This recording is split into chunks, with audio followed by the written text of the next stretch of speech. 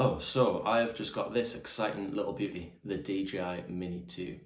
So at the minute there is a lot of choice on the drone market, and if you're a little bit like me, you probably will have looked in the market for drones and it's hard to choose which one is going to be the best. But anyway, there is absolutely no need to worry. I'm going to show you some of the clips which I've already collected with the DJI Mini 2, and hopefully that will make up your mind for you.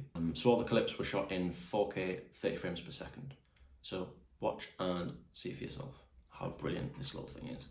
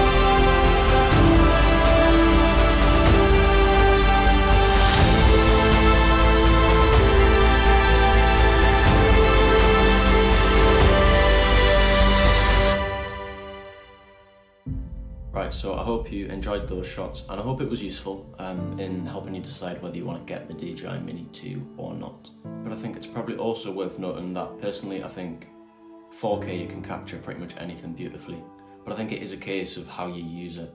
So I do think it's important to acknowledge, if you are a beginner, whether it's with cameras or drones, that you don't expect the quality of your videos to be exceptional just from having a drone in it. I think it massively depends on how you use it. So of course, a great location such as the Lake District massively helps, like before. Some of the shots you can get are just stunning and you don't really need to do a lot of work.